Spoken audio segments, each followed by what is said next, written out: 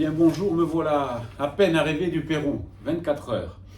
Donc une petite vidéo habituelle, bon pour vous dire le Pérou c'est quoi? Mais déjà quand on dit le Pérou, c'est pas faux.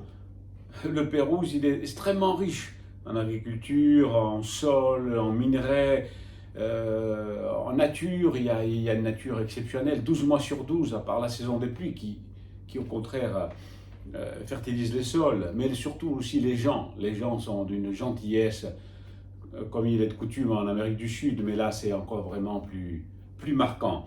Donc voilà un pays sur le côté pacifique de l'Amérique du Sud, 33 millions d'habitants, un tiers à Lima. Donc Lima c'est une très grande ville.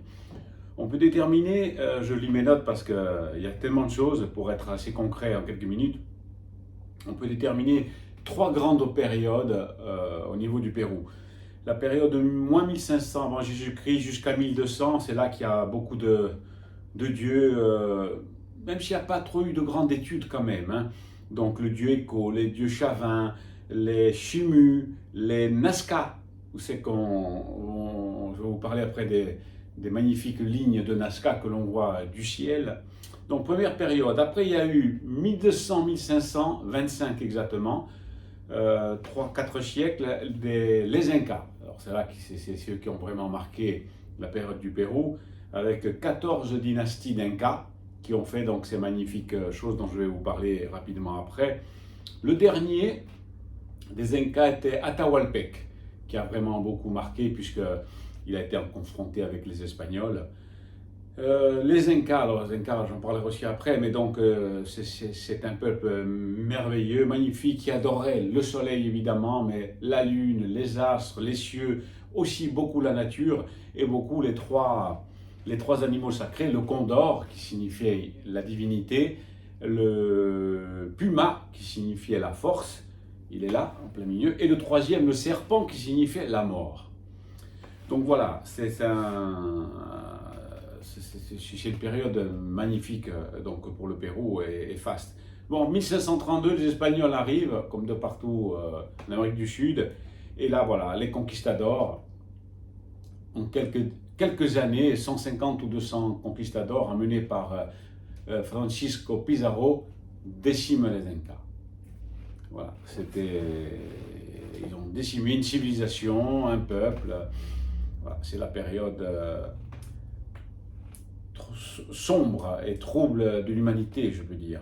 Alors, ils sont arrivés avec les guerriers, mais aussi ils sont arrivés avec une force encore plus forte, qui était donc l'évangélisation, avec notamment les Dominicains. C'est les Dominicains qui ont évangélisé ce peuple et qui en ont fait maintenant ce qu'il est. Alors, autre spécificité que j'ai vue, c'est qu'il n'y a pas un ressenti anti-espagnol, comme on pourrait des fois trouver en France avec les colonisations françaises du nord d'Afrique, de l'Afrique, où le sentiment anti-français, les colons. Non, là-bas, ils sont passés à autre chose et il y a une sorte de procès qui a duré 50 ans, dans les années 1900, on ne sait pas trop les dates, mais bon, ça a tout remis à plat. Et voilà, donc, qu'est-ce que je peux dire aussi on mesure là aussi la grandeur, la puissance de l'homme. Qu'est-ce qu'ils ont fait les Incas? Et aussi la petitesse de l'homme, parce qu'ils ont vraiment été sanguinaires, ils ont décimé tout ça, ils ont décimé la civilisation. Voilà, autre chose aussi, l'altitude est partout. Voilà, je pensais en avoir eu assez avec l'altitude, le Népal et tout ça, mais non, là on oscille entre 3005, 4000, 4005, c'est énorme. Donc effectivement, comme on ne le sait peut-être pas, mais il y a toute la cordillère des Andes, si vous voyez là, qui part à partir du Mexique et qui descend jusqu'en bas, jusqu'à Ushuaia, et le Pérou donc est ici. Il y a effectivement, je suis passé par l'Altiplano, c'est le deuxième plus haut plateau au monde après le plateau du Tibet, donc les gens vivent à 4000, 4005, c'est évident qu'on manque d'oxygène et il a fallu prendre de temps en temps un petit cachet pour arranger tout ça. J'ai visité aussi sur ces hauts plateaux la deuxième plus haute église au monde, à 4350 mètres, qui est vénérée, qui brille, etc., puisqu'évidemment la religion catholique est partout, on en parlera. La première église catholique au monde, elle, se situe encore plus haut, à 5200 mètres dans le glacier, par des missionnaires que je n'ai pas pu visiter parce qu'on était en période des pluies et et c'était très dangereux, j'étais pas équipé, il fallait crampons et tout ça, puis il fallait que je passe à autre chose. Donc après, hop, on est parti, on a visité donc, les lignes de Nazca, comme je vous disais, comme vous voyez. Donc ce sont des lignes qui ont été faites donc, dans la période avant 1200 et qui ont été découvertes par hasard avec le début de l'aviation aux environs de 1920. Dès que les avions ont survolé donc, toute la planète, ils ont dit mais qu'est-ce qui se passe en bas? Il y avait des lignes qui ne sont visibles que du ciel et qui font 100, 200, 300, 400 mètres. Il y en a une 25, je crois 26. Alors on retrouve de tout, des singes, des pélicans, des oiseaux, des formes géométriques qui sont constituées de petites pierres qu'évidemment quand on est au sol on ne voit rien, on croit que c'est des petits murets de pierre. Donc par qui ça a été créé, pourquoi ça a été créé, comment ça a été créé, on ne sait pas, comme plein de choses, divinités, cieux, même des extraterrestres ont été invoqués. Évidemment, après, on a quitté cette belle région pour aller au fameux lac Titicaca, le plus grand lac au monde navigable, donc en eau douce.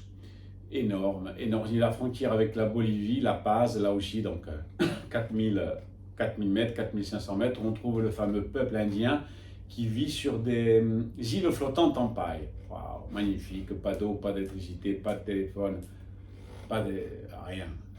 Ils sont là, donc sourire aux lèvres, tout. Ce sont des Indiens. Après, rapidement, on a fait donc évidemment la ville de Cusco. Cusco, c'est la ville Inca par excellence. Donc, temple du soleil, waouh, magnifique. Des dizaines, des centaines d'églises, des chapelles, le Corcovado péruvien, magnifique. Et donc, puisque évidemment les Espagnols sont rentrés, il y a une influence chrétienne, catholique énorme, énorme. Néanmoins, c'est très important, il y a une sorte de syncrétisme religieux, c'est-à-dire que dans toutes ces églises très bien ornementées, on voit le Christ et les saints qui sont parés, déguisés. Par exemple, le Christ a souvent les plumes Inca. Les Incas avec 3 plumes là, qui le différenciaient, et avec des pagnes donc, dorées. Donc on voit le Christ avec des pagnes, avec les plumes Incas. Les saints sont décorés comme ça. Donc il y a une sorte de mélange, de syncrétisme actuellement. Ils ont mélangé les deux religions, puisqu'ils ont toujours leur langue ancestrale, le Quechua. Et le catholicisme le va très bien, mais il y a encore un mélange qu'on pourrait trouver en Afrique, une sorte d'animisme. Donc les dieux, la nature qui sont là, véhiculés sur le vecteur de la chrétienté et des catholiques. Donc aussi j'avais des rendez-vous avec d'autres églises, j'ai pu visiter, faire des interviews avec l'église protestante qui est très présente comme de partout dans le monde et en forte progression, les évangélistes, les adventistes très en forte progression, alors que le catholicisme comme de partout dans le monde stagne ou baisse. Les Mormons, j'ai rencontré enfin les Mormons, je voulais les voir, je voulais aller les visiter dans leur capitale mondiale à Salt Lake City. Ils sont à peu près 18 millions dans le monde, donc aux États-Unis, mais là j'ai rencontré une belle antenne à Cusco, magnifique, des gens d'une ferveur, donc il y a toute la religion et leurs principes, ils m'ont donné des livres, on s'est embrassés. Vous trouverez tout ça sur le site le tour du monde de la foi, où là vous verrez les photos, les explications, etc.